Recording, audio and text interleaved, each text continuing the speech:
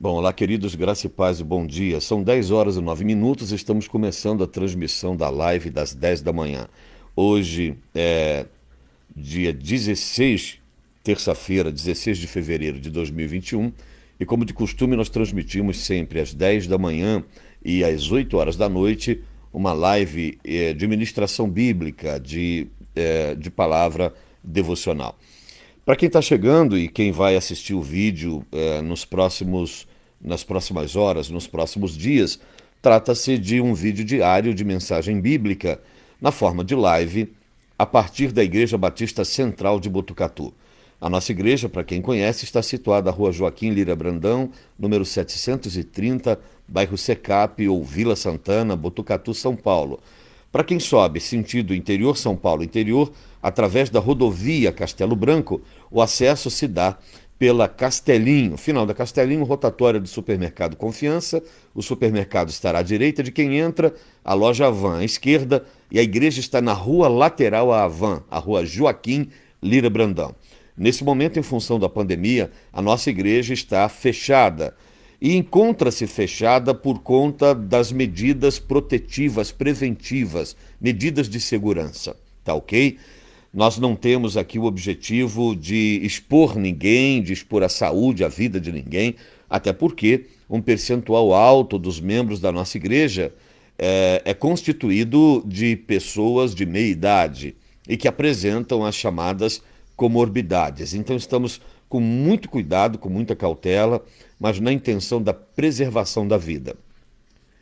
Eu quero convidar vocês também, por gentileza, a ouvirem o programa Reencontro, Rádio Criativa FM, todos os dias, 98.9, no seu dial. Você pode sintonizar não só fisicamente, através do rádio do seu carro, da sua residência, como também você pode entrar na loja de aplicativos de sua operadora, de sua marca celular ou enfim, de telefonia, e baixar o aplicativo da Rádio Criativa FM e passar a acompanhar a programação da emissora, mas principalmente o programa Reencontro, a partir do lugar em que você esteja, onde quer que você esteja. Tá ok? Quero convidar vocês para uma breve palavra de oração e a partir de agora, Bíblia Sagrada, Palavra de Deus aberta e ministrações do Reino de Deus. Vamos orar.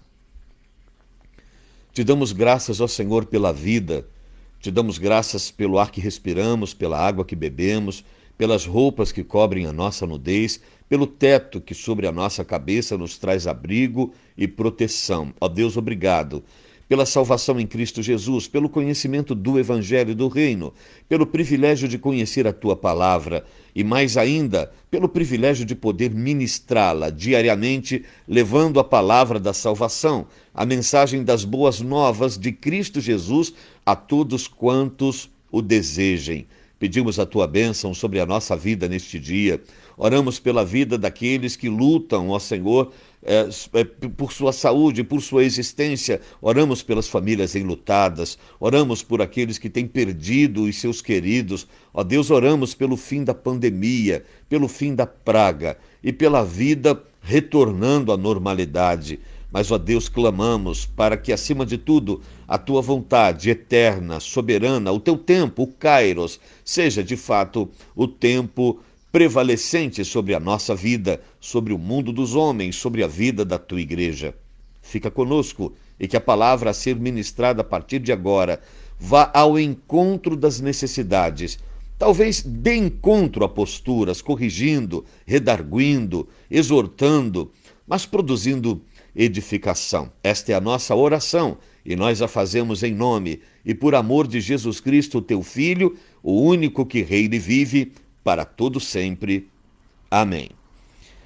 Evangelho de Marcos, vamos conversar um pouquinho sobre o que está do verso 30 em diante do capítulo 6. Evangelho de Marcos, a minha Bíblia está aberta no capítulo 6 e quero ler com vocês os versos a partir do verso de número 30. O texto bíblico diz assim: E os apóstolos ajuntaram-se a Jesus e contaram-lhe tudo, tanto o que tinham feito como o que tinham ensinado. E ele lhes disse: Vinde vós aqui à parte, a um lugar deserto, repousai um pouco, porque havia muitos que iam e vinham e não tinham tempo para comer. E foram sós num barco para um lugar deserto.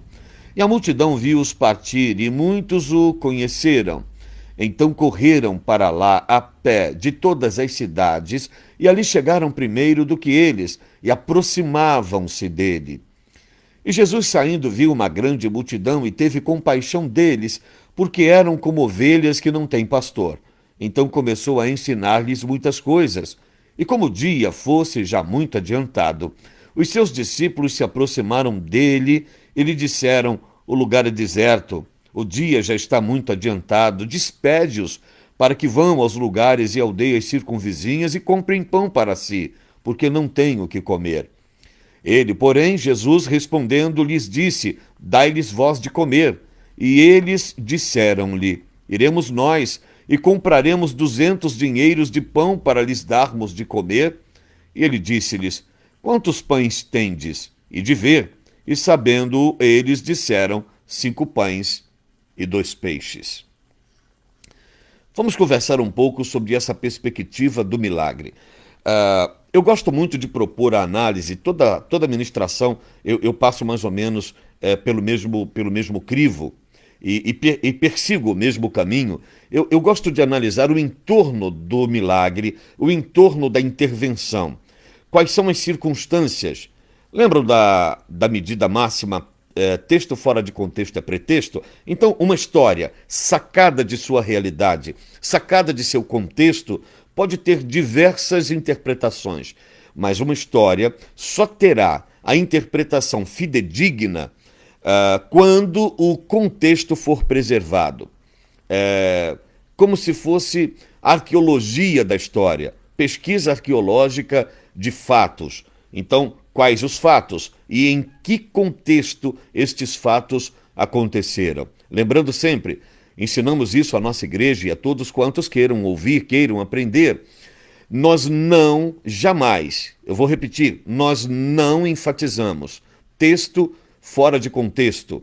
E sempre exigimos aos membros da nossa igreja, aqueles que nos são caros, que caminham conosco, obreiros, irmãos em formação, diáconos, enfim, aqueles que têm a responsabilidade da ministração do ensinamento, nós nunca permitimos uma visão superficial, uma abordagem supérflua, descartável. Sempre procuramos orientar a que se tenha uma leitura mais apurada, uma leitura mais detalhada, não só dos fatos bíblicos, mas uma digressão, uma abordagem, a construção de argumentos de forma um pouco mais rebuscada. Então vamos ao contexto do texto. Bom, o contexto histórico era: eles estavam ministrando, os apóstolos de Jesus estavam ensinando.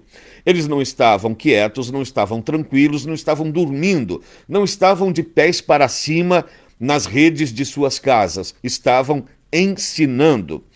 E iam ensinando, segundo o texto constante do versículo de número 30, ajuntaram-se a Jesus e contaram-lhe tudo quanto, tanto o que tinham feito como o que tinham ensinado. Então eles estavam agindo, estavam decidindo, estavam interferindo nos processos na vida cotidiana das pessoas. Então esse é o primeiro fato.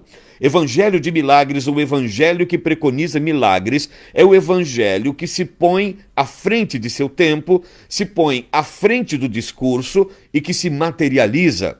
Então os apóstolos estavam agindo e ensinando. A ação deve vir junto ao ensino sempre. A ação deve caminhar junto com a pregação. É o outro braço do corpo chamado igreja. Igreja que só prega, igreja que só ministra, igreja que só ensina e não age e não interfere nos processos sociais. Esta igreja está à mercê das imposições da história, da cultura, das circunstâncias, da geografia, da política, da economia, da religião.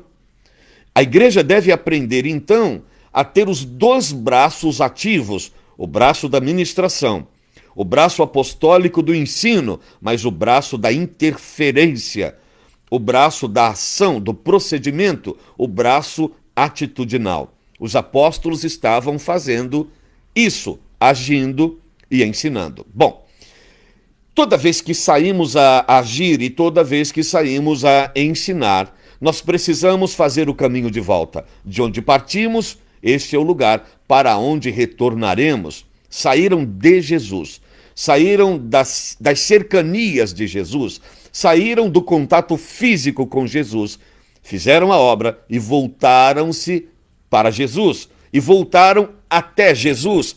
E aí voltaremos sempre ao ponto de partida. Esta é a segunda lição desta ministração. A igreja precisa entender: os pastores, os ministrantes, os ensinadores, os doutores, os mestres, aqueles que exercem qualquer tipo de dom ministerial, aquele que possui qualquer tipo de habilidade e competência, aquele que busca os dons espirituais, aquele que prima pelo fruto do Espírito, deve aprender a fazer o caminho de volta. Saímos de Jesus, nos afastamos para ministrações, para os ensinamentos, mas esse afastamento é físico. A partir de Judeia, Jerusalém e confins da terra, temos a liberdade e a obrigação também de sair, mas o dever de voltar. Precisamos fazer sempre o caminho de volta. Precisamos sempre voltar às cercanias da nossa Jerusalém. Precisamos sempre nos inclinar periodicamente aos pés do Mestre.